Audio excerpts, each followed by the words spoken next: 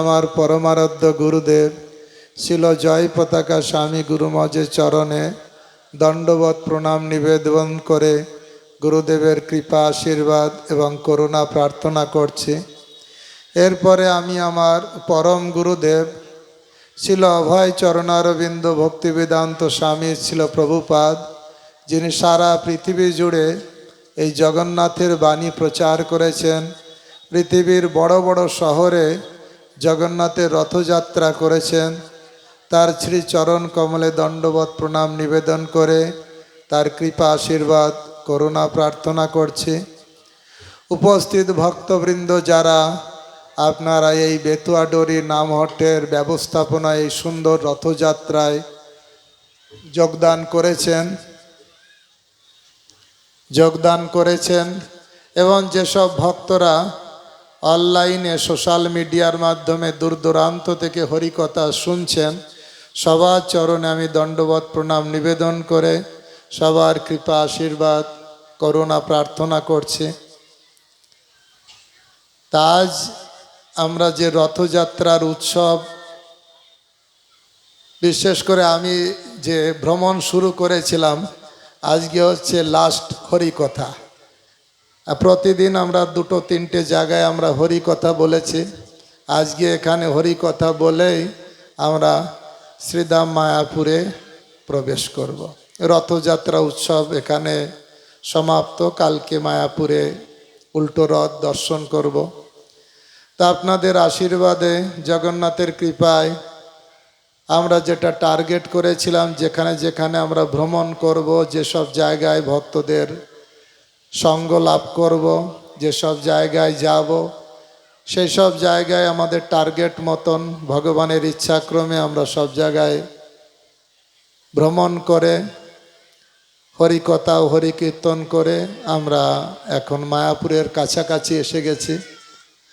তা আমি ভাবতে পারিনি বেতুয়াডুরিতে এত বড় রথযাত্রা হচ্ছে। আমি ভাবলাম হয়তো ছোটোখাটো হয়তো হচ্ছে, কিন্তু এত ভক্ত, স্থানীয় ভক্তরা এত আগ্রহ, এত উৎসাহ, এত উদ্দীপনা, যখন আরতি কীর্তন হচ্ছিল সবাই যেন কৃষ্ণ প্রেমে অষ্টসাত্ত্বিক বিকার লাভ করেছিলেন। এখন অষ্টসাত্ত্বিক বিকার না হলেও অন্তত একটা বিকার হয়েছিল, ঘর্ম। ঘাম তো গরমে হচ্ছে সবার, সেটা তো অন্তত 8টা বিকারের ভিতরে অন্তত একটা বিকার সবাইকে দেখতে পাচ্ছি, সবাই ঘর্মাক্ত, ঘর্ম অবস্থায়। এটা খুব আনন্দদায়ক। এই রথযাত্রা উৎসবটাই খুব আনন্দদায়ক। কারণ আমি দুপুরেও বলছিলাম, জন্মাষ্টমী উৎসব আসবে, আনন্দ হয়, কিন্তু যখন পেটে হাত দিয়ে বসে থাকতে হয়, উপবাস, তখন আর ভাল লাগে না। আমার তো ভালো লাগে না এই উপবাসের কথা শুনে। খেতে দিলে ভালো, না খাওয়ার এই যে ব্রত, এটা বড় কষ্টকর। তারপরে গৌর পূর্ণিমা, সব ভালো, এই বিকাল পর্যন্ত না খেয়ে থাকো, এ কেমন কষ্টকর। রাধারানী খুব দয়ালু, মাত্র দুপুর পর্যন্ত উপবাস। নিত্যানন্দ প্রভুও দয়ালু দুপুর পর্যন্ত। আর জগন্নাথ তো একদম মহাদয়ালু। জগন্নাথ একদম 7 দিনে কোনো উপবাসের বালাই নেই। অর্থাৎ যে বেশি প্রসাদ পাবে সে আরো জগন্নাথের বেশি কৃপা পাবে। এই জন্য জগন্নাথকে বলা হয় ইটিং গড। কি গড? Eating God. আর গৌরাঙ্গ মহাপ্রভু হচ্ছে ড্যান্সিং গড। তা এই কলিযুগে আমরা খেতেও ভালোবাসি, নাচতেও ভালোবাসি। এই জন্য এই দুই ভগবানকে আমাদের খুব ভালো লাগে, তাই কি না? হ্যাঁ, কৃষ্ণও ভগবান, তাকেও ভালো লাগে, তিনি গোপীদের সঙ্গে নাচানাচি করেন, সেটাও খারাপ না। জয়োজ্জ্বল রস সর্বরস সার, পরকিয়া ভাবে যাহা ব্রজেতে প্রচার। শিরাস মণ্ডল জয় জয় রাধা শ্যাম, জয় জয় রাসলীলা সর্বমনোরম। আসলে এক কথায় বলতে গেলে ভগবানের লীলাবিলাস সবই আনন্দদায়ক। মনের ভিতর আনন্দ জাগে ভগবানের কথা শুনলে, ভগবানকে দর্শন করলে, তারপরে ভগবানের প্রসাদ পেলে, হৃদয় পবিত্র হয়, এক অদ্ভুত অনুভূতি। আসলে অনেকে বলে আপনারা কি ভগবানকে দেখেছেন? এত ভগবান ভগবান বলেন, অনেক কিছু দেখা যায় না, কিছু অনুভব করা যায়। আপনারা কখনো কখনো বলেন, প্রভু আজকে খুব দুঃখ লাগছে, আজকে আমার দুঃখ। তার দুঃখ আমি যদি বলি দুঃখটা দেখান না, কালো না সাদা দেখাতে পারবেন কেউ? কিন্তু দুঃখ হয় কি হয় না? তাহলে কেউ অগ্রাহ্য করতে পারবে না যে দুঃখ আসে বা সুখ আসে বা আসে না, তা নয়। কিন্তু না সুখটাকে দেখা যায় না দুঃখটাকে দেখা যায়, কিন্তু কি করা যায়? অনুভব করা যায়। ঠিক ভগবানকেও অনুভব করা যায়। ভগবানের নাম গুণগান করার ফলে, ভগবানের সামনে নিত্য কীর্তন করার ফলে একটা ভিতরে একটা অনুভব আসে, একটা আনন্দের অনুভূতি আসে। আসে কি না? একটু আগে দেখলাম আপনারা নাচলেন, গাইলেন, কি ভালো লাগলো না? অনেক ভালো লাগে। অনেকে ভাবে এরা কি, আসলে এই দলে একবার যোগদান করলেই বোঝা যায় এর ভিতর কি আনন্দ আছে। একটা গল্প বলি। দুই বন্ধু আছে। এক বন্ধু ইস্কনের খুব ভক্ত, আর এক বন্ধু ও ভগবান টগবান মানতে চায় না। তা যখন রবিবার হয়েছে, আজকে কি বার? আজকে রবিবার। এই রবিবারের দিন হলে মন্দিরে আমাদের সানডে উৎসব হয়। যে ভক্ত সে বলছে আমি মন্দিরে যাব, আর যে অভক্ত সে বলছে না না আমি ক্লাবে যাব। তখন এই ভক্ত বলছে না না চলো না আমাদের সঙ্গে একদিন, আমাদের সঙ্গে দেখো আমরা কি করি। জোর করে ওকে নিয়ে গিয়েছে। নিয়ে গিয়ে একটু হরি কথা হয়েছে, তারপরে উদ্দণ্ড নৃত্য কীর্তন হয়েছে, খুব আনন্দ হয়েছে। আর ও যে নাস্তিক বন্ধুটা, ও নাচানাচি করেছে, এত নেচেছে। তারপরে ওকে জিজ্ঞাসা করছে তোমার কেমন লেগেছে নেচে? বলছে হেবি সুন্দর লেগেছে, তো খুব ভালো লেগেছে নাচতে। এরপরে কি আছে? বলছে এরপরে খেতে দেবে। তা জিজ্ঞাসা করছে এতক্ষণ যখন নাচলাম কত টাকা দিতে হবে? কে? ওই নাস্তিক জিজ্ঞাসা করছে। বলছে না দিতে হবে না, টাকা দিতে হবে না। তারপরে এরপরে যে খাবো, প্রসাদ খাবো, তাতে কত টাকা? তাতেও টাকা লাগবে না। বাবা, আমি ক্লাবে যাই, নাচতে গেলেও টাকা লাগে, খেতে গেলেও টাকা লাগে, আর এখানে কি আনন্দ! না নাচতেও টাকা লাগছে, খেতেও টাকা লাগছে, আর কি একটা আনন্দ লাগছে। আমি প্রতি রবিবারে আসবো এখানে। তো দেখুন, মানুষ যারা বোঝে না তারা এর মাহাত্ম্য উপলব্ধি করতে পারে না। কিন্তু বিষয়টা হচ্ছে, আর যদি কেউ এই সাধু সঙ্গে আসে খুব আনন্দ পায়। এই জন্য আমাদের পূর্বতন আচার্য বলছেন, নরোত্তম দাস ঠাকুর, বৈষ্ণব সংমন আনন্দিত অনুক্ষণ সদা হয় কৃষ্ণ পরসঙ্গ, নরোত্তম দাস কান্দে হিয়া ধৈর্য নাহি বান্ধে, মোর দশা কেন হইল ভঙ্গ। এই আধ্যাত্মিক জীবন, সাধু সঙ্গ করুন, হরি কথা শুনুন, এর ভিতরে একটা দিব্য আনন্দ আছে। ভক্তগণ, আপনাদের যদি চোখের সমস্যা হয় কার কাছে যান? ইলেকট্রিক ইঞ্জিনিয়ারের কাছে না ডাক্তারের কাছে? ডাক্তার আছে, আই স্পেশালিস্ট আছে। হার্টের সমস্যা হলে হার্ট স্পেশালিস্ট আছে। তা আপনাদের যখনই কোনো সমস্যা হয় শারীরিক, সেই ব্যাপারে যিনি এক্সপার্ট তার কাছে যান। বলুন তো ভক্তগণ, যখন মনে খুব দুঃখ হয় তখন কোন ডাক্তারের কাছে যান? কোন ডাক্তার? কোনো ডাক্তার নেই সেই রকম। তবে হ্যাঁ, ডাক্তারখানা আছে, সেটা হচ্ছে মঠ মন্দির সাধু সঙ্গ।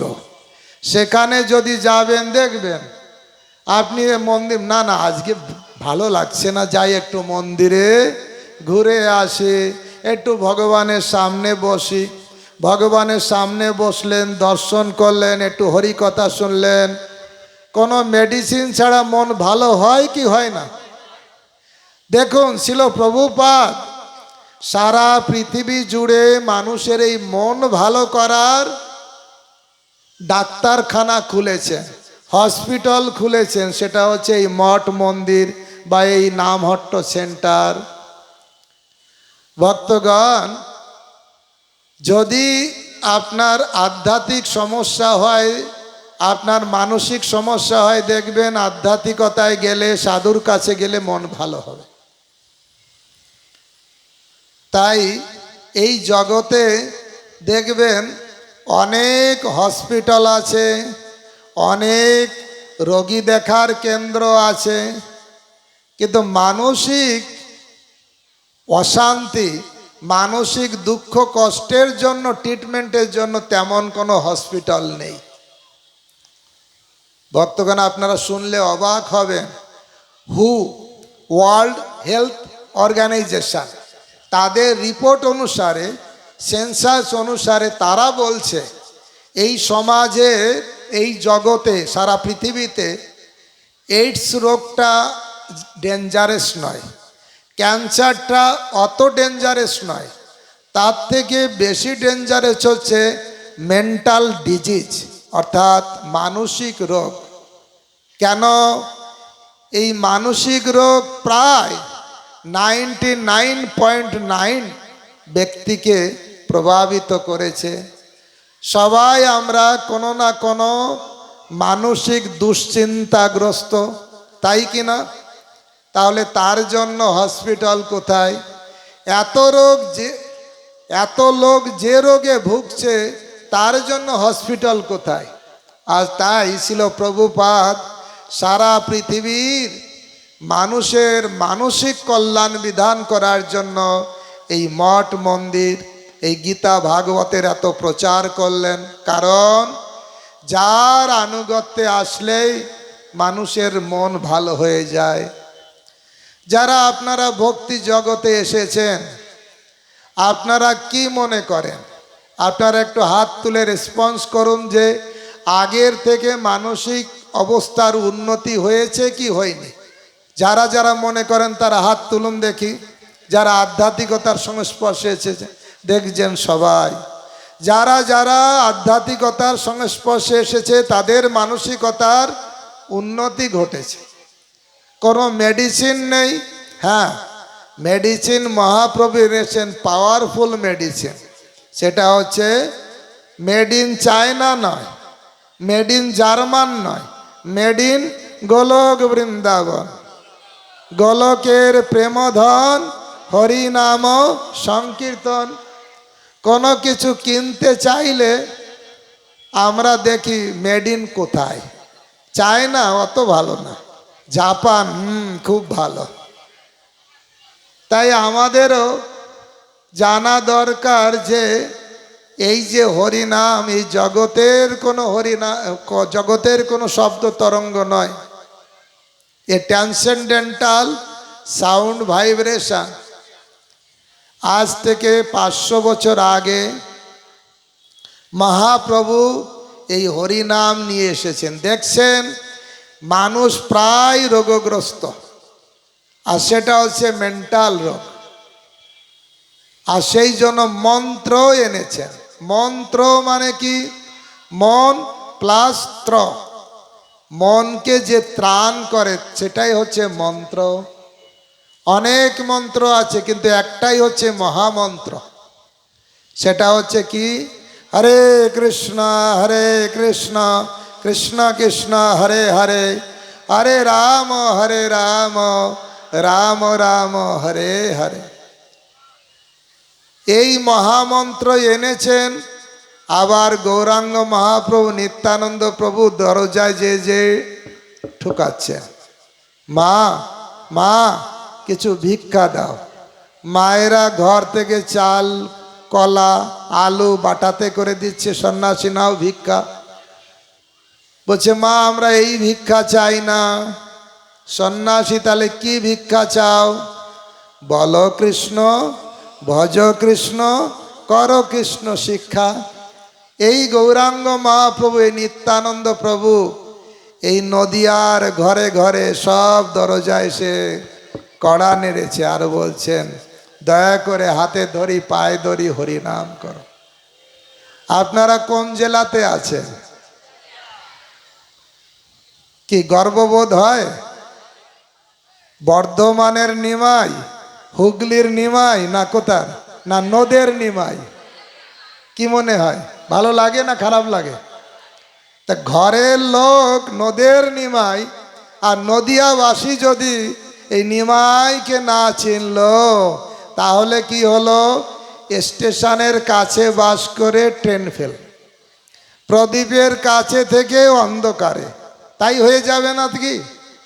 এই জন্য এই নদিয়াবাসী জন্য বিশেষ কৃপা করেছেন মহাপ্রভু, যে নবদ্বীপ মায়াপুর এ সারা পৃথিবীর থেকে শ্রেষ্ঠ জায়গা। আমি বলছিলাম এক জায়গায়, এই জড় ব্রহ্মাণ্ড আছে, তার ভিতরে এই ভূমণ্ডল শ্রেষ্ঠ। এই ভূমণ্ডলে অনেক গ্রহ আছে, তার ভিতরে পৃথিবী শ্রেষ্ঠ। পৃথিবীতে অনেকগুলো দেশ আছে, মহাদেশ আছে, তার ভিতরে এশিয়া মহাদেশ শ্রেষ্ঠ। এশিয়া মহাদেশে অনেকগুলো দেশ আছে, তার ভিতরে ভারতবর্ষ শ্রেষ্ঠ। ভারতবর্ষে অনেকগুলো প্রদেশ আছে, তার ভিতরে পশ্চিম বাংলা শ্রেষ্ঠ। পশ্চিম বাংলায় অনেকগুলো জেলা আছে, তার ভিতরে নদিয়া জেলা শ্রেষ্ঠ। ভালো লাগে না খারাপ লাগে? কার কার ভালো লাগে হাত তুলুন। কার জন্য গর্ববোধ হয়? স্বয়ং গৌরাঙ্গ মহাপ্রভু এই নদিয়ায় এসেছেন, হরি বল। আর এই নদিয়ার ভিতরে অনেকগুলো গ্রাম আছে, তার ভিতরে মায়াপুর শ্রেষ্ঠ, আপনাদের বাড়ির কাছেই, তাও বেশি দূর নয়। আপনারা জানেন এই বিদেশি ভক্তরা সারা বছর কি কয়েক বছর ধরে টাকা জোগাড় করে করে করে করে জীবনে একবার হয়তো মায়াপুরে আসার সুযোগ পায়। আর এই মায়াপুরে থেকে যেদিন যায় কি কান্নাকাটি করে, আহা মায়াপুর ধাম থেকে যেতে হবে। আর আপনারা কত ভাগ্যবান, এই ধামের কাছেই আছেন, এই গঙ্গার পাড়ে আছেন বলতে হবে, গঙ্গার থেকে বেশি দূরে নয়। এ হচ্ছে ভাগ্যবান। এই জন্য নদিয়া জেলা নবদ্বীপ মায়াপুর শ্রেষ্ঠ। আর সেই কাছে থেকে আমরা অনেক অনেক ভাগ্যবান ভাগ্যবতী নিজেকে মনে করতেই পারি। তার জন্য আরও ভাগ্যবান হব যদি আমরা এই নদের যে নিমাই গৌরাঙ্গ মহাপ্রভু, তার কথা যদি আমরা শুনি। তিনি সবাইকে উপদেশ দিয়েছেন যে দয়া করে আপনারা ভগবত ভজন করুন, গীতা ভাগবত পড়ুন। কারণ স্বয়ং কৃষ্ণ আজ থেকে 5000 বছর আগে এসছেন, এসে বৃন্দাবনে 11 বছর 6 মাস লীলা করলেন। তারপরে মথুরাতে আসলেন, সেখানে 13 বছর 6 মাস লীলা করলেন, হলো 25 বছর। তারপরে ওখান থেকে চলে গেলেন দ্বারকাতে, সেখানে 100 বছর লীলা করলেন। তাহলে টোটাল কত হলো? 125 বছর। এই 125 বছরের ভিতরে যখন দ্বারকায় ছিলেন, কুরুক্ষেত্রে যুদ্ধ হয়। কুরু পাণ্ডব কো যুদ্ধ মচায়, অর্জুন কো উপদেশ শোনায়। অর্জুনকে লক্ষ্য করে ভগবান কৃষ্ণ জগৎবাসী সবাইকে উপদেশ দিলেন। সামনে ছিল অর্জুন, কিন্তু উদ্দেশ্য ছিল জগৎবাসী সবার জন্য। ভক্তগণ, ভগবান উপদেশ দিয়েছেন, মনমনা ভব মদ্ভক্ত মজ্জাজি মাং নমস্কুর, যৎ করসি যদাস্নাসি যদ্ধোষি যদাসি যৎ, যৎ তপস্যসি কন্তেও তৎকুরুষ্ব মদর্পণম। লাস্টে উপদেশ দিলেন কি, সর্বধর্মান পরিত্যাজ্য মাম একম শরণং ব্রজ। এত সুন্দর সুন্দর উপদেশ দিয়ে ভগবান গোলক ধামে ফিরে গেলেন। যে দেখলেন আমি যে উপদেশ দিলাম সেই উপদেশ লোকেরা পালন করছে কি করছে না। কি দেখলেন? কেউ ফলো করছে না। যখন দেখলেন কেউ ফলো করছে না, তখন ভাবলেন যে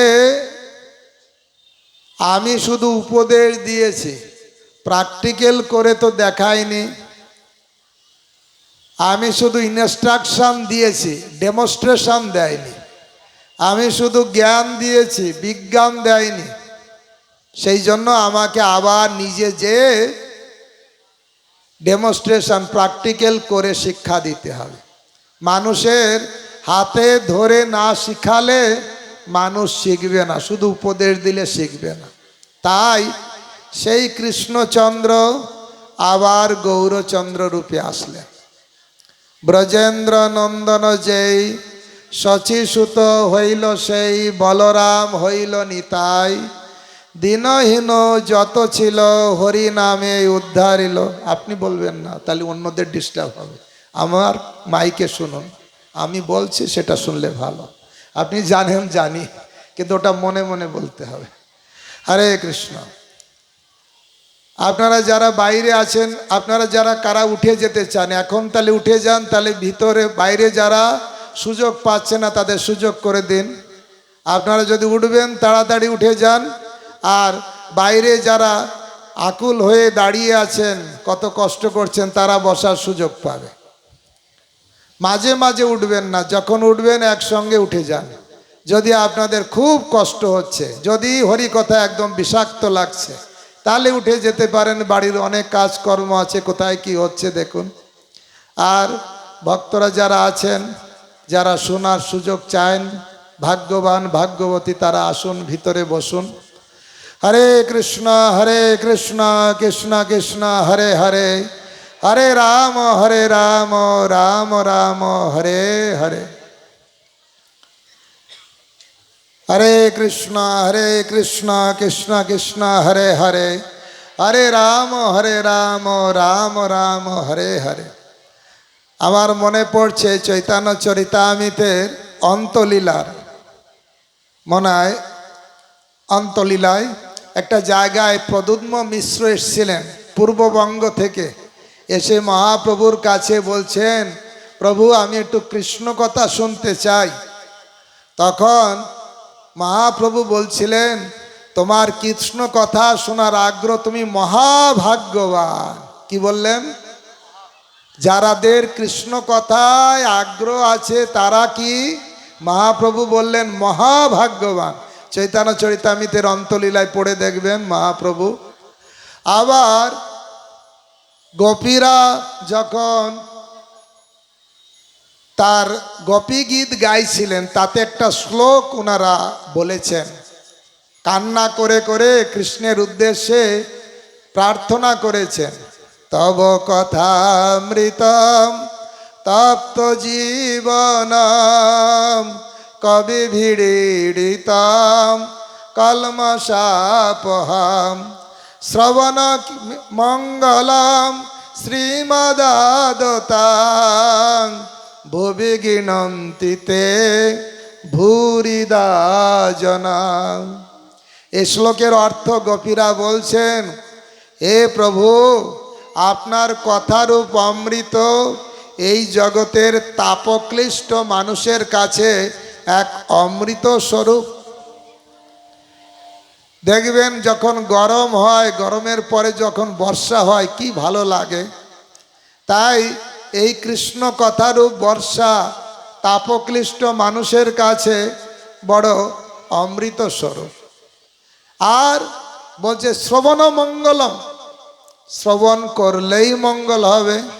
আজকে আমি দুপুরে বলছিলাম, অনেকেই আপনারা আছেন জ্যোতিষীর কাছে যান, বলেন সময়টা ভালো যাচ্ছে না দেখুন তো। হ্যাঁ, তখন বলে 87.5 না কি এরকম বলবে, বিভিন্ন আপনার দশা চলছে, এই দশা সেই দশা, শনির দশা, অমুক দশা তমুক দশা, তাহলে কিভাবে কাটবে না? পান্না চুন্নি বিভিন্ন পাথর পড়ো অথবা তাবিজ নিয়ে যান, সেখানে টাকা খরচা করে মঙ্গল লাভের জন্য আমরা তাবিজ পড়ি, পাথর পড়ি। কিন্তু ভাগবত অমল পুরাণ তাতে বলছে কি, শ্রবণম মঙ্গলম, আপনার জীবনে মঙ্গল, চারিদিকে মঙ্গল দেখবেন যদি একটু সময় শ্রদ্ধা সহকারে বসে কৃষ্ণ কথা শ্রবণ করেন। আপনার কান দিয়ে ভিতরে ঢুকবে আর হৃদয়ে ভগবান বসে যাবে। ভক্তগণ, কারা আপনারা চান যে কৃষ্ণ আমার হৃদয়ে আসুক? কারা চান? হাত তুলুন। হরি বল। এই কৃষ্ণ কার হৃদয়ে আছে বলুন তো? বৈষ্ণবের হৃদয়ে গোবিন্দ আছেন। সেই জন্য নরোত্তম দাস ঠাকুর গাইছেন, তোমার হৃদয়ে সদা গোবিন্দ বিশ্রাম, গোবিন্দ কহেন মম বৈষ্ণব পরাণ। তা গোবিন্দ থাকে বৈষ্ণবের হৃদয়ে। এখন বৈষ্ণবের হৃদয় থেকে আমার হৃদয় কি করে গোবিন্দ আসবে? শাস্ত্রে বর্ণনা করা আছে, বৈষ্ণব যখন হরি কথা বলেন তখন কোথা থেকে বলেন? মাথা থেকে বলেন না হৃদয় থেকে বলেন? দিব্য জ্ঞান কোথায় প্রকাশিত বলুন? হৃদয়ে। দিব্য জ্ঞান হৃদয়ে প্রকাশিত। আমি গতকাল আর আজকে আমি ওই দক্ষযজ্ঞ ভাগবতম পড়ছিলাম। প্রতিদিন আমরা সকালে 6টা থেকে 7টা পর্যন্ত ভাগবত অনলাইনে ক্লাস হয়, সেখানে দক্ষযজ্ঞের কথা বলা হচ্ছিল। আপনারা জেনে থাকবেন, দক্ষের মাথাটা কেটে যজ্ঞে দিয়ে দিয়েছিল, যজ্ঞে পুড়ে গেছিল। এবার যখন দক্ষ যজ্ঞটা পণ্ড হলো, সবাই দৌড়ে আবার শিবের কাছে গেলেন, ক্ষমা চাইলেন। শিব বলল, ঠিক আছে, তাহলে দক্ষ আবার বাঁচবে, মাথাটা তো যজ্ঞে পড়ে শেষ হয়ে গেছে, ছাগলের মাথা এনে জুড়িয়ে দাও, ও বেঁচে যাবে। তাকে দিল কি? ছাগলের মাথা। দক্ষ প্রজাপতি, কিন্তু তার ভিতরে সমস্ত জ্ঞান বা বুদ্ধি সব অ্যাজ ইট ইজ থাকলো, মাথাটা হয়ে গেল কার? ছাগলের। তাহলে দেখুন, জ্ঞানটা যদি মাথায় থাকতো তাহলে হয়ে যেত ছাগলের জ্ঞান, কিন্তু জ্ঞানটা এখানে থাকে না, জ্ঞানটা শুদ্ধ হৃদয়ে থাকে, চেতনায় থাকে জ্ঞান। তাই দিব্য জ্ঞান হৃদয়ে প্রকাশিত, দিব্য জ্ঞান হৃদয়ে প্রকাশিত হয়। তাই শুদ্ধ ভক্ত যখন হরি কথা বলেন তখন কোথা থেকে বলেন? মাথা থেকে না হৃদয় থেকে? হৃদয় থেকে। আর ওই হৃদয়ে কে বসে থাকে? গোবিন্দ। যখন হরি কথা বলেন তখন হৃদয় থেকে ওই গোবিন্দ হরি কথার মাধ্যম দিয়ে বের হন। বের হয়ে দেখেন কে শ্রদ্ধা সহকারে হরি কথা শুনছে, তার দুই কানের ভিতরে ওই শব্দ তরঙ্গ অর্থাৎ ভগবান নিজে ওই কানের ভিতর দিয়ে প্রবেশ করে তার হৃদয়ে বসে যায়। তাহলে বোঝা গেল আমাদের হৃদয়ে কি করে গোবিন্দ আসবে?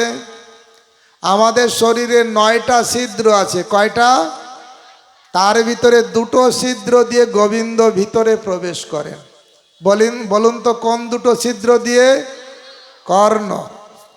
কর্ণরধ পথ দিয়া হৃদি মাঝে প্রবেশিয়া বরিশয়ে শোধায় অনুপম, সখী কেবা শোনাইল শ্যাম নাম, কানের ভিতর দিয়ে মরমে পশিল গো, আকুল করিল মনপ্রাণ। সখী কেবা শোনাইল শ্যাম নাম। তাহলে ভগবান কোন দিক দিয়ে ঢোকে? সেই জন্য আমাদের মুখ কয়টা? 5টা না 10টা না 1টা? আর কান কয়টা? 2টো। কথা কম বলতে হবে আর বেশি করে কৃষ্ণ কথা শুনতে হবে। এখানে যারা বসে আছেন দেখবেন মুখ বন্ধ আছে, আছে কি না? কিন্তু কান দুটো খোলা আছে, শুধু ভিতরে ভগবানের কথাই ঢুকছে। সেই জন্য আচার্যরা বলছেন দি বেস্ট টাইম, সব থেকে ভালো সময় হচ্ছে যখন আমরা কৃষ্ণ কথার আসরে চুপ করে বসে থাকি। তখন পুরোটাই আমাদের ভিতরে ভালো জিনিস প্রবেশ করে। কিন্তু কিছু মনে করবে না, এখান থেকেই আপনারা বের হয়ে যান, মুখটা খুলবে কি খুলবে না, বন্ধ থাকবে? এখান থেকে বের হওয়ার পরেই মুখটা খুলে যাবে। কারোর না কারোর সঙ্গে কথা বলবেন, এই বলবেন তাই বলবেন, বলা হবে কি হবে না? আর কিছু মনে করবেন না, আমরা যখন মুখে কথা বলি দুটো জিনিস ভুল হয়ে যায়। কি বলি? যখনই আমরা বেশি কথা বলি দেখবেন কারো নিন্দা করা হয়ে গেছে, অথবা নিজের প্রশংসা করা হয়ে গেছে। আপনি অনেক কথা টথা বলে ঘরে যেয়ে একটু চিন্তা করলেন এতক্ষণ ধরে আমি কি কি কি কথা বলেছি, দেখবেন ক্যালকুলেশন করলে দেখা যাবে কিছু অংশ নিন্দা হয়ে গেছে আর কিছু অংশ নিজের প্রশংসা হয়ে গেছে। এই দুটো জিনিস ভালো না খারাপ? কারণ নিন্দা করাটাও খারাপ, নিজের প্রশংসা করাটাও খারাপ। কখন এটা হয়? মুখ খুললে না মুখ বন্ধ করলে। সেই জন্য যত কম কথা বলা যায় তত ভালো। একজন মহাত্মা, খুব ভজনশীল মহাত্মা একটা কথা বলেছেন, আমি অনেক জায়গায় বলি। কি বলি? সেখানে মহারাজ বলছেন বেশি কথার বেশি দোষ, ভেবে চিনতে কথা কোষ। বেশি কথা বললে বেশি দোষ। এই জন্য যত কম কথা বলা যাবে দেখবেন চেতনার উন্নতি হবে। তাই ভক্তগণ তার অভ্যাস করার বেস্ট টাইম হচ্ছে হরিকথার আসরে বসতে হবে। আপনি বাড়ি গেলেন, টিভির সামনে বসলেন, এই বললেন, বকর বকর শুনলেন, কিন্তু সব থেকে ভালো সময় হচ্ছে যতটুকুনি সাধুর কাছে হরিকথা শুনলেন। আর হরিদাস ঠাকুর তো একটা অদ্ভুত কথা বলেছেন, হরিনাম চিন্তামণি গ্রন্থে একটা অদ্ভুত কথা বলেছেন। কি বলেছেন? আপনার যদি কোনো যোগ্যতা তাতেও অসুবিধা নেই, আপনাকে একটা কাজ করতে হবে, যেখানে ভগবানের কথা হবে সেখানে চুপ করে বসতে হবে। বসলে কি হবে? বসলে এই ভগবানের কথা শুনবেন, আশেপাশে ভক্তরা থাকবে, তাদের একটা শুদ্ধতা আপনার ভিতরে ট্রান্সফার হবে। আপনারা কিছুদিন আগে করোনা রোগীকে ভয় পেতেন, এখনো পান সবাই। যদি শোনা যায় ওই গ্রামে একজন করোনা রোগ এখন হয়েছে, সেই গ্রামে আর কেউ ঢুকবে না, তাই কি না? কেন? করোনা রোগীর কাছে গেলে কি হয়? কি হয়? করোনা রোগ হয়ে যায়। আরে করোনা রোগীর কাছে গেলে যদি করোনা রোগ হতে পারে, তাহলে ভক্তের কাছে গেলে কি ভক্তের রোগ হবে না? ভক্তের রোগ হওয়া ভালো না খারাপ? যে ভক্ত ভগবানকে ভালোবাসে, যে ভক্ত ভগবানকে চিন্তা করে, যে ভগবানের সেবা করে, যদি করোনা রোগীর কাছে গেলে করোনা রোগ হয়, তাহলে ভক্তের কাছে গেলে নিশ্চয় আপনার ভক্তের রোগ হবে। সেটা ভালো না খারাপ?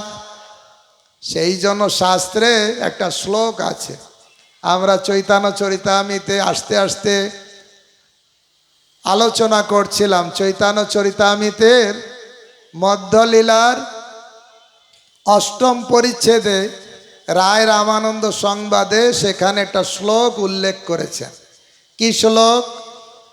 কৃষ্ণ ভক্তি রসভাবিতা মতি ক্রিয়তাং যদি কুতোপি লভ্যতে তত্র লৌল মূল্য মেকলম জন্মকোটি সুকৃতির ন লভ্যতে। এ ভক্তগণ, সেখানে বলছেন চৈতন্য চরিতামৃতে সুন্দর শ্লোক, কৃষ্ণ ভক্তি লাভ করার সুযোগ যদি কোথাও থাকে সেখানে দৌড়ে যেয়ে কিনতে হবে। ভক্তগণ, আপনাদের বাড়িতে সবজি নেই, আপনি দৌড়িয়ে সবজির দোকানে যাবেন কি না? ঘরে চাল নেই, দৌড়িয়ে চালের দোকানে যাবেন কি না? তাই কারো যদি কৃষ্ণ ভক্তির দরকার হয় সেও দৌড়িয়ে কোথাও যাবে। কোথায় যাবে বলুন তো? এই সাধুর কাছে যাবে যদি কৃষ্ণ ভক্তির দরকার হয়। যদি টাকা পয়সার দরকার হয় না আসলে হবে। যদি লাভ পূজা প্রতিষ্ঠার দরকার হয় সাধু সঙ্গে না আসলে হবে। যদি মন্ত্রী মিনিস্টার হতে চান সাধু সঙ্গে না আসলেও হবে। কিন্তু কারো মনের ভিতরে যদি ভগবানকে ভালোবাসার ইচ্ছা হয়, ভগবানের প্রতি ভক্তি লাভ করার ইচ্ছা হয়, তখন তাকেও একটা জায়গায় দৌড়িয়ে যাওয়া উচিত। কোথায়? যেখানে কৃষ্ণ ভক্ত আছে।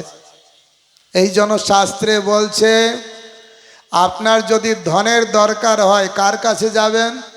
গরিবের কাছে না ধনীর কাছে? ধনীর কাছে। যদি আপনার জ্ঞানের দরকার হয় মূর্খর কাছে যাবেন না জ্ঞানীর কাছে যাবেন? ঠিক সেরকম যদি ভক্তির দরকার হয় কার কাছে যেতে হবে? ভক্তের কাছে। তাই জীবনে যখন আমরা প্রয়োজন বোধ করব যে ভগবানকে ভালোবাসা উচিত, ভগবানের প্রতি প্রেম লাভ করা উচিত, তখন আমরা দৌড়ে যাব ভক্তের কাছে। কারণ শাস্ত্রে বলছে, ভক্তিস্তু ভগবত ভক্ত সঙ্গেন পরিজায়তে। ভক্তিটা জাত হয় ভক্তের সঙ্গ প্রভাবে। আর সৎসঙ্গ প্রাপ্যতে পুংভি সুকৃতির পূর্ব সঞ্চিতা। পূর্ব জীবনে যার অনেক সুকৃতি সঞ্চয় আছে তারা সাধুসঙ্গ পায়। সবাই পায় না, সবার কপালে জোটে না। বেতুয়া ডোরিতে কি কম লোক আছে? না এই কয়জনে শুধু আছে? অনেক অনেক লোক আছে। কেউ টিভি খুলে আছে, কেউ প্রজল্প করছে, বা যে যার কাজে ব্যস্ত আছে। কিন্তু খুব কম সংখ্যক যারা প্রয়োজন বোধ করেছেন না জীবনে ভগবানকে জানা দরকার, ভক্তি লাভ করা দরকার, তারা ছুটে আসে। তাই শাস্ত্রে বলছে, কৃষ্ণ ভক্তি রসভাবিতা মতি ক্রিয়তাং যদি কুতপি লভ্যতে। কৃষ্ণ ভক্তি লাভ করার সুযোগ যদি কোথাও থাকে তত্র লৌল মূল্য, সেখানে যেতে হবে আর মূল্য দিয়ে কিনতে হবে। সবজির বাজারে গেলেন, সবজি কিনতে পারবেন না যদি পকেটে টাকা না নিয়ে যান, তাই কি না? না এমনি দিয়ে দেবে। চালের দোকানে দৌড়ে গেলেন, চাল কিনতে পারবেন না যদি পকেটে টাকা না থাকে। ঠিক ভক্তদের আসরে এসেও ভক্তি ক্রয় করতে পারবেন না যদি মনের ভিতরে লোভ জাগ্রত না হয়। এই পাওয়ার জন্য লোভ জাগ্রত না হয়। লোভ তত্র লৌল মূল্য মেকলম জন্ম কোটির সুকৃতির নলভ্যতে। কোটি কোটি জন্মে সুকৃতির ফলেও লাভ করা যায় না যেটা লোভ। তাই যারা সুকৃতি তাদের ভিতরে এই লোভ জাগ্রত হয়েছে, তাই তো আপনারা বসে আছেন। যাদের লোভ নেই তারা চলে গেছে। ভক্তগণ, অনেকের টাকার প্রতি লোভ আছে কি না? স্বাভাবিকভাবে। এখানে যদি আমি বলতাম এই হরিকথার আসরে সবাই বসুন এবং হরিকথা শেষ হবে, যারা যারা থাকবেন সবাইকে 20,000 টাকা করে দেওয়া হবে, কেউ উঠতেন? কারো উঠার ইচ্ছা হতো? ইচ্ছা হতো কেন?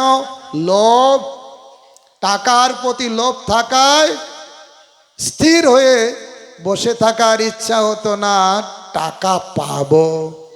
ঠিক সুকৃতি সম্পন্ন ব্যক্তির মাথায় যখন ইচ্ছা বোঝে, এই জিনিসটা বোঝে, আমি এখানে যদি বসে হরি কথা শুনি জীবনে এত ভালো বস্তু লাভ করব যা কৃষ্ণ ভক্তি, যা জীবনে টাকা পয়সা ধন দৌলত দিয়ে কিনা যায় না।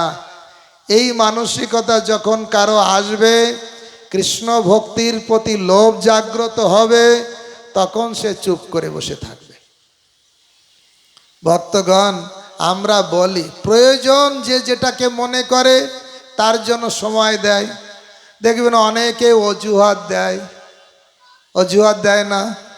আমাদের আছে ডান হাত, আমাদের আছে বাঁ হাত, আর একটা হাত আছে অজুহাত। কিছু না কিছু অজুহাত দিয়ে আমরা কাটিয়ে যাই, বলি আমি না হরিনাম করতে কি করে, মা আপনি একটু হরিনাম করুন। না না বাবা, জানো ছেলে আছে, মেয়ে আছে, স্বামী আছে, এত ব্যস্ত আমি কখন হরিনাম করব। তারপরে যদি একটু টাইম পাই, ওই টিভি সন্ধ্যা হলে সিরিয়াল দেখায়, কোনোটাই আমি বাদ দিতে পারি না, কখন আমি হরিনাম করব। কিছু না কিছু অজুহাত দিবে। ইচ্ছা নেই তার জন্য অজুহাত দিবে। কিন্তু যদি ইচ্ছা থাকে, কোনো ব্যক্তিকে যদি বলা হয় আপনি যা যা করছেন কোনো কিছু বাদ দিতে হবে না, তার সঙ্গে আরও 3 ঘন্টা আপনি টাইম দিন, প্রতিদিন আপনি এই সময় থেকে এই সময় এখানে আসুন, আপনাকে প্রতি মাসে 50,000 টাকা দেওয়া হবে। তাহলে কেউ কি সেই চাকরিটা নেবে না? সংসারের সব কাজ করেও আরও 3 ঘন্টা সময় দেবে কি দেবে না? যদি দেখা যায় সেই 3 ঘন্টা দিলে আমি 50,000 টাকা পাবো, টাকার প্রতি এমন লোভ, সংসারে কাজকর্ম তাড়াতাড়ি করেই ওই 3 ঘন্টা টাইম সে বের করবেই করবে। করবে কি না? কারণ বুঝতে পেরেছে ওই 3 ঘন্টা টাইম দিলে আমি কতটা লাভবান হব। ঠিক মানুষের ভিতরে যখন এই চেতনা জাগ্রত হয়, দুর্লভ জীবন পেয়েছি, হরি ভজন ছাড়া জীবন কুকুর বিড়ালের মতন বৃথা, এ জীবনের কোনো মূল্য নেই। পুনরপি জন্ম পুনরপি মরণ পুনরপি জননী জঠরে শয়নম। বারবার এই জড় জগতে আবর্তিত হতে হবে। আমি দুপুরে বলছিলাম, ন্যাড়া দুবার বেলতলায় যায় না, একটা কথা আছে না? মাথা ন্যাড়া, তার মাথায় একটা বেল পড়েছে। এখন বেল পড়েছে বলে সে বেল গাছ দেখলেই ভয় পায়, সে বেল গাছ দেখলে একদম দূর থেকে চলে যায়, তাই কি না? কারণ এই ন্যাড়ার একটু বুদ্ধি আছে যে আবার যেন বেলটা মাথায় না পড়ে। তা আমরা কি তার থেকেও অধম? জীবনে চিন্তা করুন, কত কষ্ট পেয়েছি আর কত কষ্ট সামনে আছে, আবারও কি এটা পেতে চাই? ভক্তগণ, এখানে আলো আছে, বাতাস আছে, খুব বেশি গরম নেই, চারিদিকে খোলা, প্যান্ডেলটা খুব সুন্দর লাগছে, বাতাস দিয়েছে। এখানে আপনাদের যদি বলা হবে বসে আছেন তো 10 ঘন্টা বসতে হবে, কারা কারা বসবেন? 2-1 ভক্ত বলছেন না। যদি বলা হয় 10 ঘন্টা নয়, এই রকম বসে আছেন, আপনাকে 10 দিন বসতে হবে। 10 দিন নয়, 10 মাস 10 দিন বসতে হবে। মাথাটা নিচের দিকে দিতে হবে, পাটা উপর দিকে দিতে হবে, চামড়ার থলের ভিতরে ঢুকাবো, আর সেখানে রক্ত, কৃমি কীট, পুঁজ, তারপরে বিষ্ঠা তার ভিতরে ঢুকিয়ে রেখে সেই বস্তায় ঢুকাবো। মাথাটা নিচে দিয়ে পাটা উপরের দিকে বন্ধ করে দেব, কৃমি কীট ছেড়ে দেব, ঠুকে খাবে। এই রকম 10 মাস 10 দিন ওই বস্তার ভিতরে কয়জন থাকতে চান? কেউ থাকতে চান? আমরা কেউ ছিলাম। মাতৃ উদরে কপিল দেব তার মাকে বলছে, ভাগবতম 3য় স্কন্ধ পড়বেন, মা এই জগতের মানুষ কত মূঢ়, এত কষ্ট পায়, কষ্ট পেয়েও তারা সব ভুলে যায়। ভক্তগণ, আপনারা একটা কথা শুনলে বুঝতে পারবেন। কিছু লোক আছে, সে জানে চুরি করলে ধরা পড়লে ডান্ডা খেতে হয়, সেই জন্য সে চুরি করে না। কিছু লোক আছে জানে, তাও চুরি করে, ধরা পড়ে, ডান্ডা খায়, তারপরে আর চুরি করে না। কিছু লোক আছে কি বলে, জানে, ধরা পড়ে, ডান্ডা খায়, আবারও ওই খারাপ কাজ করে। তা আমরা কোন দলে? আমরা জেনেও কি সচেতন হতে পারি না? আমরা তো নিজেই দেখছি মাতৃ উদরে 10 মাস 10 দিন কি কষ্ট পেতে হয়, ভাগবতে বর্ণনা করা আছে। আবার কি মাতৃ উদরে যেতে চাই? যদি যেতে না চাই, তাহলে মাতৃ উদরে না গেলে আর কোন জায়গায় আছে যেখানে গেলে মাতৃ উদরে যেতে হবে না? সেটা হচ্ছে একটাই জায়গা, ভগবানের ধাম। ভগবানের কাছে যদি ফিরে যাব, তাহলে আর মাতৃ উদরে এই কষ্ট পেতে হবে না।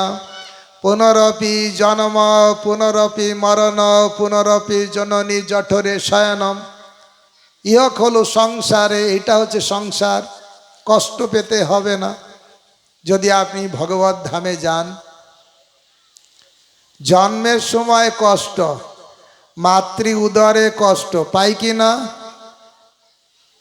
অল্প জায়গায় থাকা, আপনারা ছবিতেও দেখেছেন কিভাবে বাচ্চা মাথাটা ঠিক এই কি বলে হাঁটুর কাছে নিয়ে আসে, এইরকম ভাবে থাকে, 1-2 দিন নয়। আপনি একটু করোনায় যদি কোয়ারেন্টাইনে আপনাকে 14 দিন রাখা হয়েছিল, তাই আপনার কি কষ্ট, তাই কি না? 14 দিন, আর এখানে 10 মাস 10 দিন।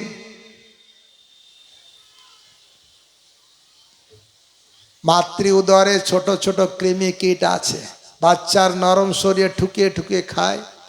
গর্ভবতী মা যখন কটু ঝাঁঝালো খাদ্য খায়, বাচ্চা কষ্ট পায়, ছটফট ছটফট করে।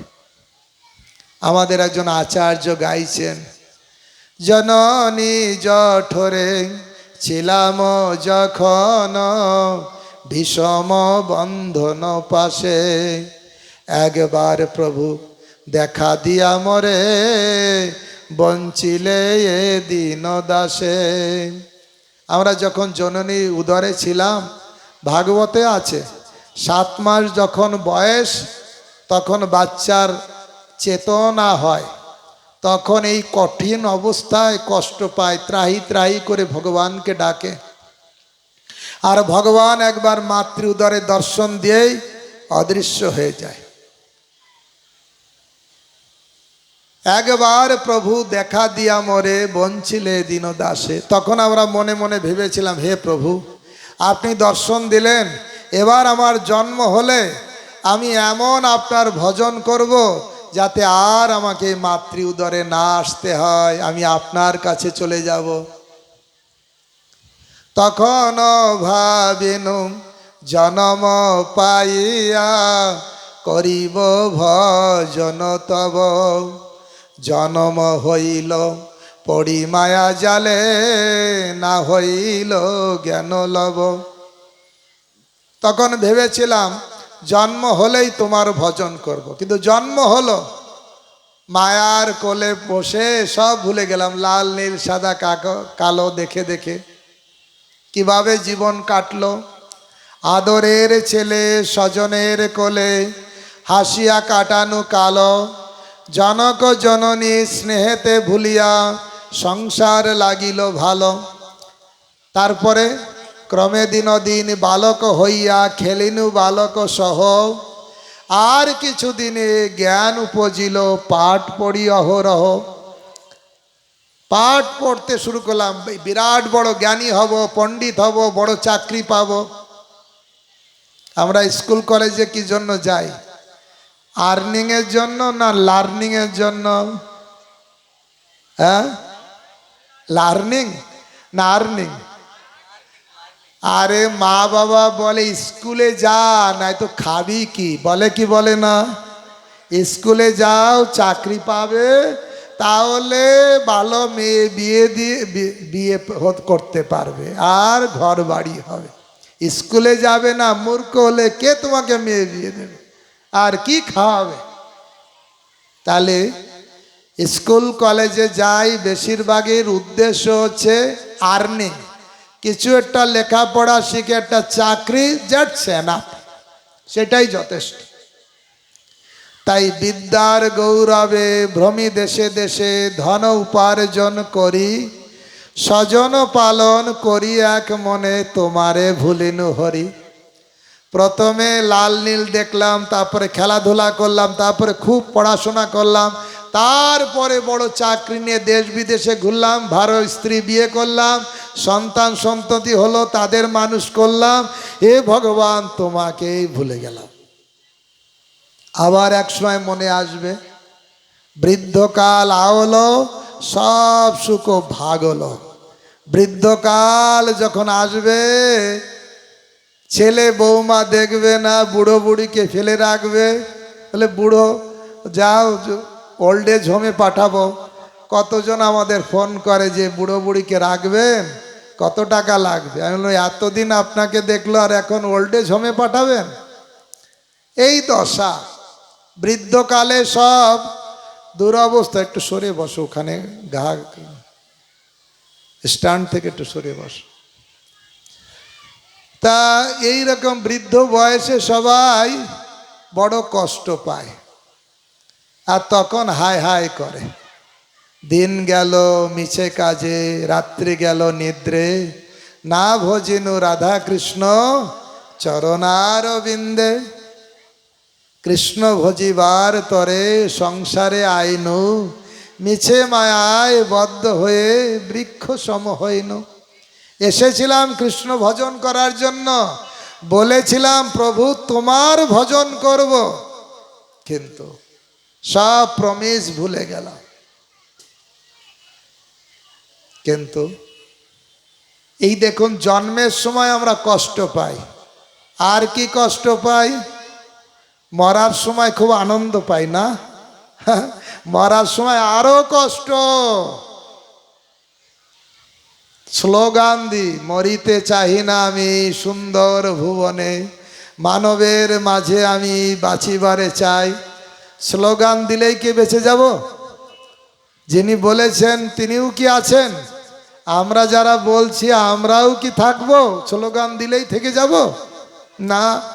গীতাতে কৃষ্ণ বলে দিয়েছেন, জাতস্য হি ধ্রুবম ধ্রুবম জন্ম মৃতস্য চ। আপনি বলছেন মোবাইল না করতে লোকদের, আর আপনি সামনে সবাইকে দেখাচ্ছেন আপনি মোবাইলে কথা বলছেন, তাহলে ওনারা কি বলবে? আপনি অ্যানাউন্সমেন্ট করছিলেন মোবাইল, যদি দরকার হয় আর্জেন্ট সাইডে করলে ভালো, তাহলে নয়তো ওনারা ভাববে প্রভু একটা কথা বলছে আর নিজে পালন করছে না। হরে কৃষ্ণ কৃষ্ণ কৃষ্ণ হরে হরে, হরে রাম রাম রাম হরে হরে। কারণ স্টেজে যারা যারা থাকে সবাইকে, অডিয়েন্সরা সবাইকে ফলো করে, করে কি না? সবার চোখ শুধু স্পিকারের না, যারা স্টেজে থাকবে সবাইকে খুব অ্যালার্ট থাকতে হয়। হরে কৃষ্ণ। তা আমি যেটা বলছিলাম, জন্মের সময় কষ্ট, মরার সময় খুব কষ্ট। বলতার কামড় খেয়েছেন, কষ্ট লাগে। ওর থেকে বেশি কষ্ট হয় ভীমরুলে কামড়ালে, তার থেকে বেশি কষ্ট হয় কাঁকড়া বিছায় কামড়ালে। আর 40,000 কাঁকড়া বিছা কামড়ালে যে কষ্ট হয়, শাস্ত্রে বলছে মৃত্যুর সময় সেই কষ্ট হয়। হরি বল। তাহলে দেখুন, ভজন সাধন না করলে রেহাই পাওয়া যাবে না। কৃষ্ণ নাম ভজ জীব আর সব মিছে, পলাইতে পথ নাই জম আছে পিছে। কার পিছনে নেই? সবার পিছনে আছে। কিন্তু হ্যাঁ, যারা ভগবত ভজন করে তাদেরকে নেওয়ার জন্য যমদূত আসে না। কে আসে বলুন তো? বিষ্ণুদূত। শঙ্খ চক্র গদা 4 হাত, সুন্দর দেখতে, তাদেরকে নিতে আসে, তারা নিতে আসে। তার প্রমাণ ভাগবত। ধ্রুব মহারাজ ছোটবেলা থেকে ভজন করেছে, ভগবানকে লাভ করেছে, সেই জন্য যখন মৃত্যুর সময় এসেছে, বৈকুণ্ঠ থেকে সুন্দর রথ এসেছে, আর রথ বাড়ির সামনে ল্যান্ড করেছে।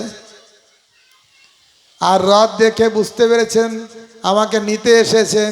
উনি স্নান করলেন, ফ্রেশ হলেন, সুন্দর বস্ত্র পরলেন, তারপরে রথে একদম সুন্দর ড্রেসে সজ্জিত হয়ে রথে উঠলেন। যদি যমদূত আসবে, আপনি যদি বাথরুমেও বসে আছে, ওখান থেকেই আপনাকে নিয়ে পালাবে, আপনাকে বাকি সময়টা দেবে না। আপনি বিড়ি খাচ্ছেন, বললেন হাফ বিড়ি খাওয়া হয়েছে, বাকিটা খেয়ে নি, দেবে না সময়। একদম যখনই আসবে তখনই নিয়ে চলে যাবে। তা ধ্রুব মহারাজকে একদম বিষ্ণুদূত নিয়ে গেলে। কিন্তু অন্য সময় দেখবেন অনেকে আপনারা দেখে থাকেন, মৃত্যুর পথযাত্রী সে চিৎকার করে, বলে এই দেখ কারা এসছে, দেখ কারা এসেছে।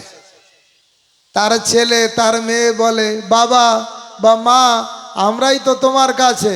বলছে না তোরা না, দেখ কে এসছে। দেখতে পায় কে এসেছে, যমদূত, বিকট চেহারাধারী যমদূত আসে। তার ভাগবতে প্রমাণ আছে। অজামিল আসলে খুব ভালো ব্রাহ্মণ ছিল, তার স্ত্রী ছিল ভালো, কিন্তু জঙ্গলে গিয়ে এক বেশ্যাকে দেখতে পেরেছে, পুরুষের সঙ্গে আলিঙ্গন করছে, ওই দেখে তার মাথা খারাপ হয়ে গেছে।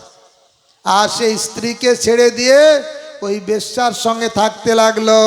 সেখানে তার গর্ভে সন্তান সৃষ্টি করলো, আর সে কুখাদ্য অখাদ্য খেতে লাগলো, অনাচার অবিচার করতে লাগলো, চুরি ডাকাতি রাহাজানি সব করতে লাগলো। ছিল ভালো জীবনে, চলে গেল খারাপ জীবনে। আর এই অজামিলের জীবনে আপনারা সবাই জানেন যমদূত এসেছিল। 100 বছর আয়ু ছিল, কিন্তু 12 বছর আগেই যমদূত চলে এসেছিল। যারা যত পাপ করে তাদের আয়ুটা তত কমে যায়। সেই জন্য কলিযুগে মানুষের আয়ু আরো কম, আরো কম। বলে 100 বছর, 100 বছর যদি কেউ বাঁচে, রিপোর্টাররা যায় 100 বছর বেঁচে গেছে, বিরাট ব্যাপার। সোশ্যাল মিডিয়ায় তার নাম টাম ছবি ছাপা হয়ে যাবে। বাঁচে না মানুষ, খুব কম বয়সেই মানুষ মৃত্যুবরণ করে। এই কলিযুগে যেহেতু পাপের আধিক্য বেশি। অজামিলের জন্য এসেছে যমদূত, 3 জন যমদূত একদম নেওয়ার জন্য এসেছে। আর যমদূতের বিকট চেহারা দেখেই অজামিল চিৎকার করে উঠেছে। তার ছোট ছেলের নাম ছিল কি, নারায়ণ। দেখুন দুর্ভাগ্য তো ছিল, কিন্তু একটা ছিল সৌভাগ্য।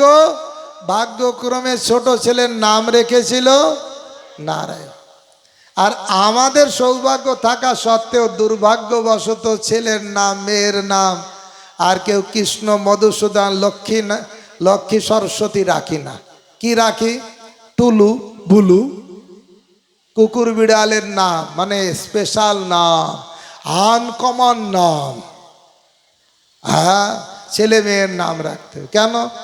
এত সুন্দর সুন্দর নাম, অন্তত হরিনাম না করলেও ছেলে মেয়েদের নাম ডেকেও তো কিছু লাভ হবে, হবে কি না? অজামিলের তাই হয়েছিল, নারায়ণ বলে ডেকেছিল।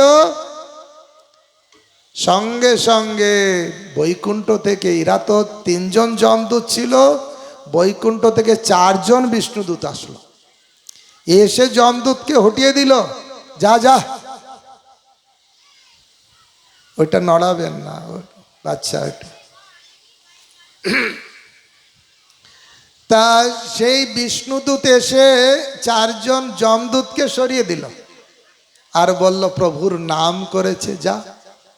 তাই দেখুন, যারা পাপ করে তাদেরকে নেওয়ার জন্য আসে কে? যমদূত। আবার অনেক সময় নরকেরও বর্ণনা দেওয়া আছে। জন্মর সময় কষ্ট, মৃত্যুর সময় কষ্ট, আর কি কষ্ট? বার্ধক্যের দ্বারা কষ্ট পাই, ব্যাধিগ্রস্ত তার দ্বারা আমরা কষ্ট পাই। এই 4 প্রকার কষ্ট এখানে জন্মগ্রহণ করলেই পেতে হয়। জন্ম, মৃত্যু, জরা, ব্যাধি, দুঃখ, দোষানু দোষণম। আরও 3 প্রকার কষ্ট আছে। আদি দৈবিক কষ্ট, দেবতাদের দ্বারা কষ্ট। আদি ভৌতিক কষ্ট, অন্য প্রাণীর কাছ থেকে পাওয়া কষ্ট। আর আধ্যাত্মিক কষ্ট, নিজের মনজাত দেহজাত কষ্ট। এই 4 এই 3 টোটাল 7 প্রকার কষ্ট আমরা পাই এই জগতে জন্মগ্রহণের সঙ্গে সঙ্গে। বোনাস পয়েন্ট 7টা পেতেই হয়। তাই যারা বুদ্ধিমান তারা বলে নেড়া দুবার আর বেড তোলায় যায় না, অর্থাৎ আমি আর এই জড়জগতে আসতে চাই না। হে প্রভু, হরি হে দয়াল মোর জয় রাধানাথ, বারবার এইবার লহ নিজ সাথ। বহু জনি ভ্রমিনাথ লইনু শরণ, নিজ গুণে কৃপা কর অধম তারণ। জগত কারণ তুমি জগত জীবন, তোমা ছাড়া কারণই হে রাধা রমন। ভুবন মঙ্গল তুমি ভুবনের পতি, তুমি উপেক্ষিলে নাথ কি হইবে গতি। ভাবিয়া দেখুন এ জগৎ মাঝারে, তোমা ছাড়া কেহ নহে এ দাসে উদ্ধারে। এই জন্য ভগবানের কাছে এসে প্রার্থনা করতে, ভগবান বারবার নয়, এইবার আপনি আমাকে উদ্ধার করুন। আর আমরা কত ভাগ্যবান, ভারতবর্ষে জন্ম লাভ করেছি, গৌরমণ্ডলে জন্ম লাভ করেছি, নদিয়াতে জন্ম লাভ করেছি। তাও নদিয়া সেই করিমপুরে না, সে তো কত দূর, একদম বেতুয়াডরি, মানে এখান থেকে মায়াপুর অল্প রাস্তা। কত কিলোমিটার হবে? 25 কিলোমিটার মাত্র। এই হেঁটে হেঁটেও চলে যাওয়া যায়, যদি টাকা পয়সা না থাকে তাও হাঁটা যায়। আমরা ব্রজমণ্ডলে তো 30-35 কিলোমিটারও হাঁটি। এত কাছে, ধামের কাছে বাস করে যদি মহাপ্রভুকে আমরা না চিনব, না জানব, না ভজন করব, তাহলে দুর্লভ জীবন বিফলে হয়ে যাবে। এমন দুর্লভ মানব দেহ, পাইয়া কি কর ভাবনা কেহ। এবে না ভজিলে যশোদা সুত, চরমে পড়িবে লাজে। লজ্জায় পড়তে হবে যদি দুর্লভ মনুষ্য জীবনে আমি ভগবত ভজন করলাম না, বেকার কাটিয়ে দিলাম। তাই আসুন মনুষ্য জীবনকে সার্থক করার জন্য আমাদের এই অপূর্ব সুযোগ, সেই সুযোগ আমরা কাজে লাগাই, আমরা আমাদের জীবনকে সার্থক করি। কারণ মহাপ্রভু খুব দয়ালু, খুব কৃপালু। শুধু মহাপ্রভুর চরণে হাত বাড়ালেই উনি একদম তুলে নেবে। এমন গৌরাঙ্গ বিনে নাহি আর, হেন অবতার হবে কি হয়েছে হেন প্রেম পরচার। অন্যান্য সত্য যুগে নৃসিংহদেব হিরণ্যকশিপুরকে বধ করে দিলেন। ত্রেতা যুগে রামচন্দ্র রাবণ কুম্ভকর্ণকে বধ করে দিলেন। দ্বাপর যুগে কৃষ্ণ কংস, জরাসন্ধ, শিশুপাল, তারপরে অগাসুর, বকাসুর, পুতনাকে বধ করে দিলেন। কিন্তু এই কলিযুগে সেই ভগবান এসেছেন। কি অসুর ছিল না? অসুর ছিল কলিযুগে, ছিল, কিন্তু বধ করলেন না কেন? ভাবলেন বধ করতে গেলে সবাইকে বধ করতে হয়। বলুন তো, কে আমরা আসুরিক প্রবৃত্তি সম্পন্ন নই? খুব ভালো ভক্ত বলা যাবে? খুব বলা কষ্টকর। এই জন্য মহাপ্রভু দেখলেন বেশিরভাগই মানুষ আসুরিক প্রবৃত্তি। এই জন্য মারতে গেলে তো সবাইকে মারতে হবে। একটা কম্বল দেয়া হলো আপনাকে, বলা হলো এর কম্বল থেকে লোমগুলো বেছে ফেলুন। কি হবে কম্বলের, আর কি থাকবে? কিছু থাকবে? তো এই কলিযুগে যদি অসুরকে বেছে ফেলে দেওয়া হবে তাহলে আর কেউ থাকবে না। এই জন্য মহাপ্রভু দেখলেন লোম বাঁচতে কম্বল উজাড়, সেই জন্য দুরমতি অতি পতিত পাষণ্ডী প্রাণে না মারিল কারে, হরি নাম দিয়ে হৃদয় শোধিল যাচি গিয়া ঘরে ঘরে, ভব বিরিঞ্চির বাঞ্ছিত প্রেম জগতে ফেলিল ঢালি, কাঙ্গালে পাইয়ে খাইল নাচিয়ে বাজাইয়ে করতালি। কাঙাল, যার কিছু ভালো জিনিস পাওয়ার কথা নয়, মহাপ্রভু এত করুণাময়, কাঙালকেও দুর্লভ কৃষ্ণ প্রেম দিয়ে দিলেন। ভক্তগণ, হেন অবতারে যার রতিনা জন্মিল, লোচন বলে সেই পাপী কি হলো, এলো আর গেল, তার আসা যাওয়া সার হইল, কোনো কাজে লাগলো না। ভক্তগণ, এইভাবে জীবনকে যেন আমরা আসা যাওয়ায় সার করে না দিই, আমরা যেন জীবনে দুর্লভ বস্তু লাভ করার চেষ্টা করি। আমাদের কত ভাগ্য, এই বৈথুয়া ডোরিবাসী আপনারা কত ভাগ্যবান, আপনারা মায়াপুরের কাছে, তাড়াতাড়ি মায়াপুরে গিয়ে মহাপ্রভুর চরণে আশ্রয় নিতেই পারেন, মহাপ্রভুর কাছে কেঁদে কেটে বলতেই পারেন, প্রভু দয়া করে আমাকে আপনার করে নিন, আমার তো যোগ্যতা নেই, ক্ষমতা নেই, অনাদিকালের আমি কর্মফলে পড়ে আছি, সামাজিক অবস্থা সাংসারিক অবস্থা সব প্রতিকূলতা আছে, আপনি আপনার কৃপা দিয়ে আমাকে সংসার থেকে উদ্ধার করুন। বলতেই পারি, ভগবানের কাছে একবার বললেই ভগবান করুণা করে একদম কাছে টেনে নেবে। তা আসুন, এখানে সুন্দর নাম হট্ট হচ্ছে, প্রভু বলছেন কত 35টা, কতটা 36টা নাম হট্ট আছে, বিভিন্ন জায়গায় ভক্তরা তারা অংশগ্রহণ করছেন, অনেক অনেক নূতন নূতন ভক্ত হয়েছেন, তিলক পড়ছে, দীক্ষা নিয়েছে, হ্যাঁ ভগবত ভজন করছেন, কত মায়েদের দেখছি, প্রভুদের দেখছি, কত ভালো। আপনারা যারা এখনও এই পথে আসেননি, আপনাদের চরণে ধরে অনুরোধ, দয়া করে আপনারা হরিনাম করুন, গীতা পড়ুন, ভাগবত পড়ুন। মহাপ্রভু নিত্যানন্দ প্রভু সবার দ্বারে দ্বারে ভিক্ষা করতেন, আমরাও এসেছি আপনাদের কাছে ভিক্ষা করতে, টাকা পয়সা নয়, বল কৃষ্ণ, ভজ কৃষ্ণ, কর কৃষ্ণ শিক্ষা। দেখবেন এটা যদি আপনারা পালন করেন আপনাদের জীবন সার্থক হবে, তখন বলবেন প্রভু যা বলেছে ঠিক বলেছিল। এটা না করলে তো বোঝা যাবে না এর ভিতরে কি আছে। আমি একটা রসগোল্লা নিয়ে বললাম, বলুন তো রসগোল্লা মিষ্টি না তিতো? কি বলবেন? মিষ্টি বললেন, কিন্তু না খেয়ে কি আর মিষ্টি বলা যায়? যদি বলেন ওটা তিতো, তাও আপনি বলতে পারেন। তা হরিনাম কেউ বলে মিষ্টি, আর কেউ বলে আমি তো খাইনি, কি করে বুঝবো? তাই আমরা হরিনাম আপনাদের দেওয়ার জন্য এসেছি, আপনারা দয়া করে হরিনাম গ্রহণ করুন, কারণ এটা মহাপ্রভু দিয়ে গেছেন, আমরা দেওয়ার ক্ষমতা নেই, আমরা জাস্ট ওনার বাণীর বাহক হয়ে আপনাদের কাছে পৌঁছে দিচ্ছি। বলছি এই হরিনাম অনেক মিষ্টি। কি করে জানা যাবে? না খেলে জানা যাবে?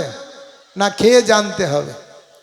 হরি নামে কি আনন্দ করলে জানা যায়, যে করেছে সেই জেনেছে, অন্যের জানা বড় দায়।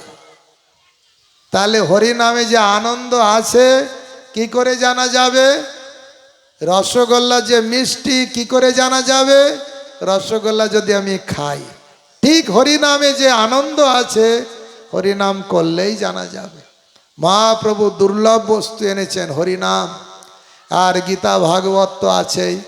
আপনারা দয়া করে গীতা ভাগবত পড়ুন, হরিনাম করুন, এইটাই আপনারা জ্ঞানী গুণী বুদ্ধিমান বুদ্ধিমতী, শিক্ষায় দীক্ষায় আপনারা উন্নত, আমার থেকে অনেক ভালো আপনারা জানেন।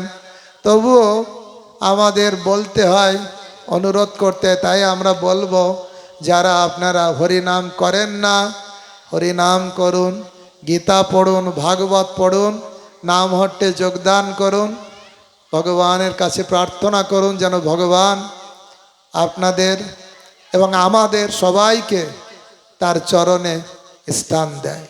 হরে কৃষ্ণ কৃষ্ণ কৃষ্ণ হরে হরে, হরে রাম রাম রাম হরে হরে।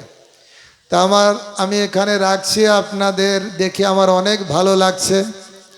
অনেক জায়গায় আমি হরি কথা বলেছি, কিন্তু এখানে অনেক ভালো লেগেছে। পুরো প্যান্ডেল ভর্তি, কেউ উঠে যাননি। দুই একজন হয়তো বাড়িতে কোনো আর্জেন্ট কাজ টাজ থাকতে পারে, বিশেষ কাজে উঠে গেছেন, সেটা আলাদা। বেশিরভাগ ভক্ত আপনারা শ্রদ্ধা সহকারে প্রায় 1 ঘন্টা 20-30 মিনিট ধরে আপনারা হরি কথা শুনলেন। এটা আমার জন্য ভাগ্যবান যে আপনারা আমাকে সুযোগ করে দিলেন হরি কথা বলার। আপনাদের কাছে আমি চিরকৃতজ্ঞ। আপনাদের অনেক অনেক ধন্যবাদ। আমার কিছু ভুল ত্রুটি হলে আপনারা ক্ষমা করবেন। আর আপনারা ধামবাসীর মতনই নদিয়াবাসী, আপনারা আমাকে আশীর্বাদ করবেন যেন আমি গৌরাঙ্গ মহাপ্রভুর চরণে আশ্রয়ে থাকতে পারি। হরে কৃষ্ণ। 5 মিনিট যদি কোনো প্রশ্ন থাকে, আপনাদের আজকের আলোচ্য বিষয়ের উপরে যদি আপনাদের কোনো প্রশ্ন থাকে, আমরা 5 মিনিট প্রশ্ন উত্তর জন্য রাখছি।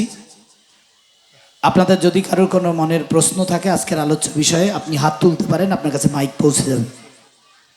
কারোর যদি কোনো প্রশ্ন থাকে, আমাদের ইসকনের একটি গ্রন্থ রয়েছে, প্রশ্ন করুন উত্তর পাবেন। তাই আপনাদের যদি আচ্ছা, অথবা আরেকটা কাজও করতে পারেন, আমার হোয়াটসঅ্যাপ নাম্বার লিখতে পারেন। আপনারা হোয়াটসঅ্যাপে প্রশ্ন পাঠাবেন, আমি চেষ্টা করব উত্তর দিতে। এবং যারা আমার গ্রুপে অ্যাড হতে চান, তারাও মেসেজ পাঠালে আমার গ্রুপে অ্যাড করে নেব।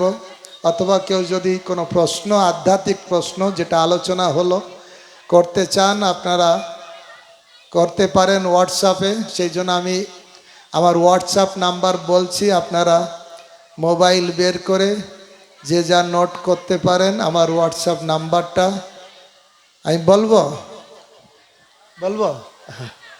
9874350159। আবার বলি 9874350159। আরেকবার বলবো, আরেকবার বলি 9874350159। ঠিক আছে? হরে কৃষ্ণ। আর একটি বিশেষ ঘোষণা, আমি অ্যানাউন্সমেন্টের সময় প্রভু থেকে বিনীত আবেদন, আপনি আমাদের প্রতি একটু কৃপা দৃষ্টি রাখবেন, যাতে প্রতি বছর রথযাত্রা শিডিউলে আমরা আপনাকে পাই। আর তো আপনি বলতে পারবেন না যে ভেতরেরই রথ ছোট রথ, কারণ আমরা এবছরই প্রথম মেলা করেছি প্রভু। আগে মন্দিরে হতো সত্যি। হয় অনেক অনেক ধন্যবাদ। প্রভু বাদিকে থাকছেন এখন।